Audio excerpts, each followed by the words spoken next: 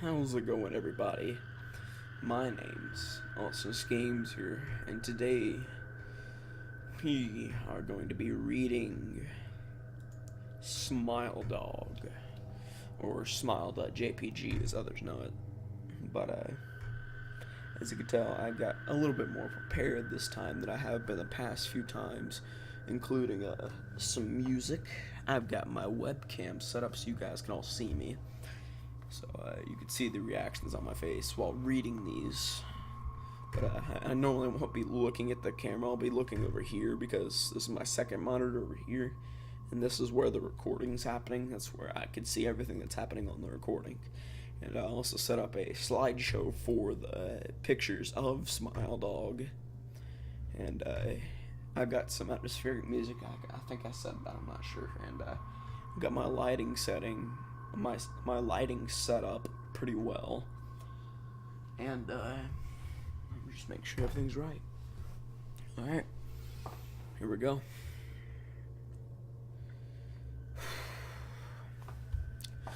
Smile Dog. Smile Dog's story consists of a classic horror setup. An amateur writer visits the house of a lady who supposedly has a story for which he can borrow from. Rather than speak, however, the lady has locked herself up in her room, crying and ranting about nightmares and visions and various other problems. All of these center around a floppy disk she had been given that contained the image Smile.JPG, which is Smile Dog. Other cases of this have cropped up. Viewing this image incites insanity, and no copy of the exact image exists on the web. The likeness of it do. The true image of Smile.jpg is recognized due to the effect it has on the viewer. That is, they wind up dead attaching the file, that is, spreading the word is the only way to save oneself from the Smile Dog. Smile.dog that appears in one's dreams demanding to spread the word. Some say that the original legend began with an image of the devil. Here's the pasta. I first met in person with Mary E. in the summer of 2007. I had arranged with her husband of 15 years, Terrence, to see her for an interview. Mary had initially agreed, since I was not a newsman, but rather an amateur writer gathering information for a few early college assignments, and, if all went according to plan, some pieces of fiction. We scheduled the interview for a particular weekend when I was in Chicago on unrelated business. But at the last moment, Mary changed her mind and locked herself in the couple's bedroom, refusing to meet with me. For half an hour, I sat with Terrence as we camped outside the bedroom door. I listening and taking notes, while he attempted fruitlessly to calm his wife. The things Mary said made little sense, but fit with the pattern I was expecting. Though I could not see her, I could tell from her voice that she was crying. And more often than not, her objections to speaking with me centered around an incoherent diatribe on her dreams, her nightmares. Terrence apologized profusely when we ceased the exercise, and I did my best to take it in stride. Recall that I wasn't a reporter in search of a story, but merely a curious young man in search of information. Besides, I thought at the time I could perhaps find another similar case if I put my mind and resources to it. Mary E. was the size up for a small Chicago-based bulletin board system in 1992 when she first encountered Smile.jpg, and her life changed forever. She and Terrence had been married for only 5 months. Mary was one of an estimated 400 people who saw the image when it was posted as a hyperlink on the BBS. Though she is the only one who has spoken openly about the experience, the rest have remained anonymous or are perhaps dead. In 2005, when I was only in 10th grade, Smile.JPG was first brought to my attention by my burgeoning interest in a web-based phenomenon. Mary was the most often cited victim of what is sometimes referred to as Smile.dog. The being Smile.JPG is reputed to display what caught my interest, other than the obvious macabre elements of the cyber legend and my proclivity towards such things, was the sheer lack of information, usually to the point that people don't believe it even exists, other than just as a rumor or hoax. It is unique because, though the entire phenomenon centers on a picture file, that file is nowhere to be found on the internet. Certainly, many photo-manipulated simulacra litter the web, showing up with the most frequency on sites such as Imageboard 4chan, particularly the X-focused paranormal subboard. It is suspected these are fakes because they do not have the effect the true Smile.JPG is believed to have, namely sudden onset temporarily lobe epilepsy and acute anxiety. This purported reaction in the viewer is one of the reasons the phantom-like Smile.JPG is regarded with such disdain, since it is patently absurd, depending on whom you ask, the reluctance to acknowledge Smile.JPG's existence might be just as much out of fear as it is out of belief. Neither Smile.JPG nor SmileDog is mentioned anywhere on Wikipedia, though the website features articles on such other, perhaps more scandalous shock sites as stars, Hello.jpg, or Two Girls, One Cup. Any attempt to create a page pertaining to Smile.jpg is summarily deleted by any of the encyclopedia's admins. Encounters with Smile.jpg are the stuff of internet legend. Mary E's stories is not unique. There are unverified rumors of Smile.jpg showing up in the early days of Usenet, and even one persistent tale that in 2002 a hacker flooded the forums of humor and satire website Something Awful with a deluge of Smile Dog pictures, rendering almost half the forum's users at the time epileptic. It is also said that in the mid to late 90s that Smile.jpg circulated on Usenet, and as an attachment of a chain email with the subject line, "Smile, God loves you." Yet despite the huge exposure these stunts would generate, there are very few people who admit to having experienced any of them, and no trace of the file or any link has ever been discovered. Those who claim to have seen Smile.jpg often weakly joke that they were far too busy to save a copy of the picture to their hard drive. However, all alleged victims of this offer the same description of the photo. A dog-like creature, usually described as appearing similar to a Siberian husky, illuminated by the flash of the camera, sits in a dim room, the only background detail that is visible being a human hand extending from the darkness near the left side of the frame. The hand is empty, but is usually described as beckoning. Of course, most attention is given to the dog or dog creature, as some victims are more certain than others about what they claim to have seen. The muzzle of the beast is repeatedly split in a wide grin,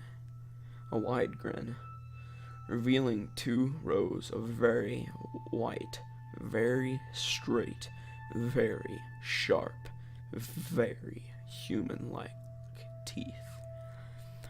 This is, of course, not a description given immediately after viewing the picture, but rather a recollection of the victims who claim to have seen the picture, endlessly repeated in their mind's eye during the time they are, in reality, having epileptic fits. These fits are reported to continue indeterminately, often while the victims sleep, resulting in very vivid and disturbing nightmares. These may be treated with medication, though in some instances it is more effective than others. Mary E., I assumed, was not on effective medication. That was why, after my visit to her apartments in 2007, I sent out feelers to several folklore and urban legend-oriented news groups, websites, and mailing lists, hoping to find the name of a supposed victim of Smile.JPG, who felt more interested in talking about his experiences. For a time, nothing happened, and at a length, I forgot completely about my pursuits, since I had begun my freshman year of college and was quite busy. Mary contacted me via email.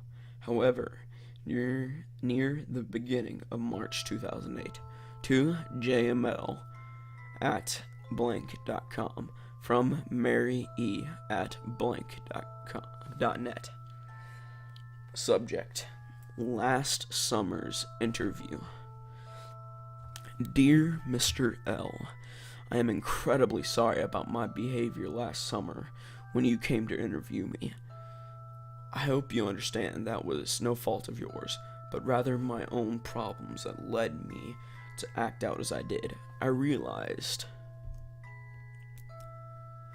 that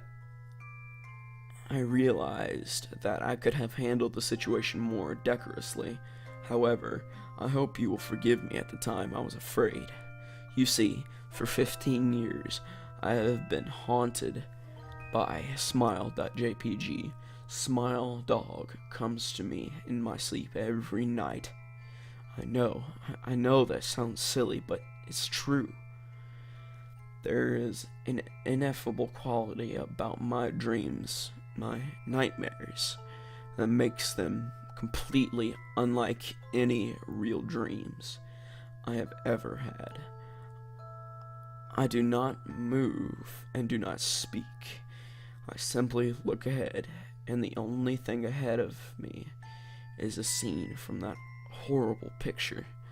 I see the beckoning hand, and I see Smile Dog. It talks to me. It is not a dog, of course, though I am not quite sure what it really is. It tells me it will leave me alone if only I do as it asks. All I must do, it says, is spread the word. That is how it phrases its demands, and I know exactly what it means. It wants me to show it to someone else. And I could. The week after my incident, I received in the mail a manila envelope with no return address. Inside was only a 3 1/2-inch floppy diskette. Without having to check, I knew precisely what was on it. I thought for a long time about my options. I could show it to a stranger, a co-worker. I could even show it to Terrence. As much as the idea disgusted me. And what would happen after then? Well, if Smile Dog kept its word, I could sleep. Yet, if it lied, what would I do? And who was to say something worse would not come for me if I did as the creature asked? So I did nothing for 15 years, though I kept the diskette hidden amongst my things every night for 15 years. Smile Dog has come to me in my sleep. He demanded that I spread the word. For 15 years, I have stood strong. Though there have been hard times, many of my fellow victims on the BBS board where I first encountered Smile.JPG stopped posting. I heard some of them committed suicide. Others remain completely silent, simply disappearing off the face of the web. There are the ones I worry about most. I sincerely hope you will forgive me, Mr. L, but last summer, when you contacted me and my husband about an interview, I was near the breaking point. I decided I was going to give you the floppy diskette. I did not care if Smile Dog was lying or not. I wanted it to end. You were a stranger, someone I had no connection with, and I thought I would feel sorrow when you took the diskette as part of your research and sealed your fate.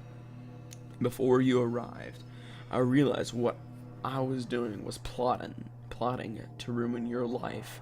I could not stand the thought, and in fact, I still cannot. I am ashamed. I'm ashamed. So ashamed, Mr. L. I hope that this warning will dissuade you from further investigation of Smile.JPG.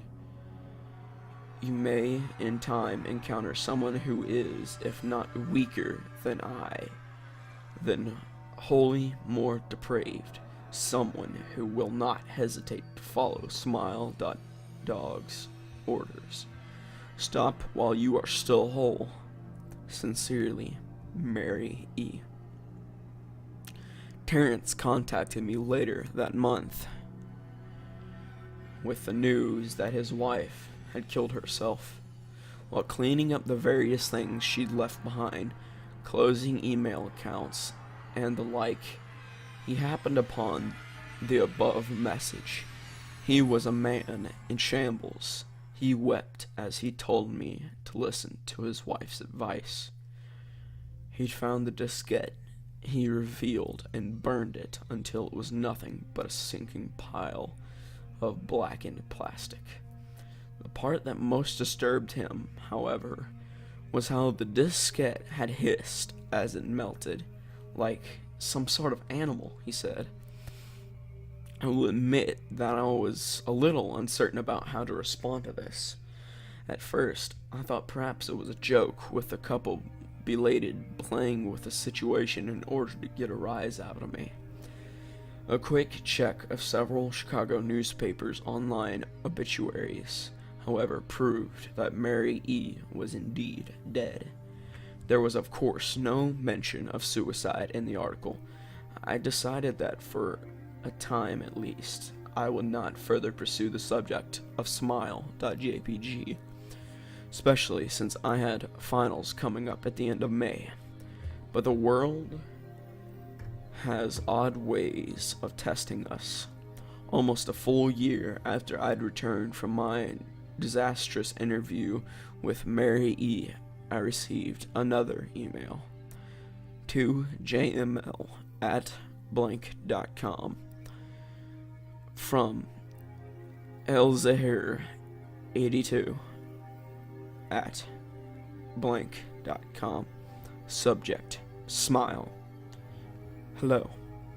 I found your email address through a mailing list. Your profile said you are interested in Smile Dog.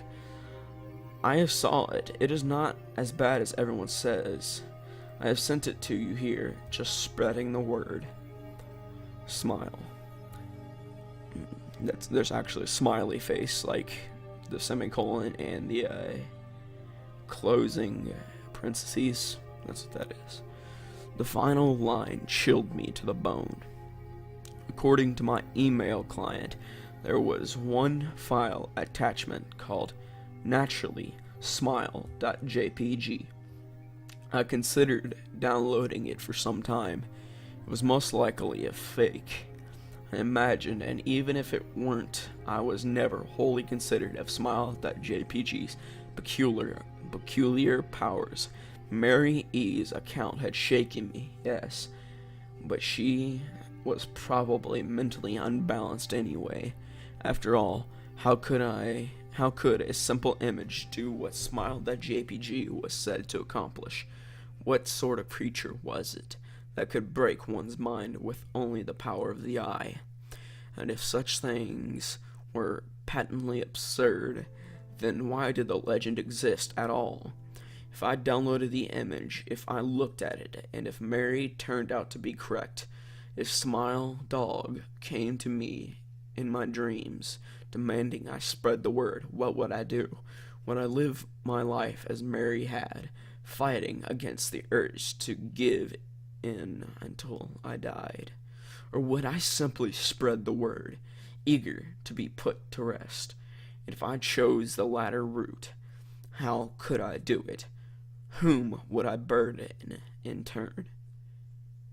If I went through with my earlier intention to write a short article about Smile.JPG, I decided I could attach it as evidence. And anyone who read the article, anyone who took interest, would be affected. And even assuming the Smile.JPG attached to the email was genuine, would I be capricious enough to save myself in that manner? Could I spread the word? Yes, I could. And then there's the picture of Smile Dog himself.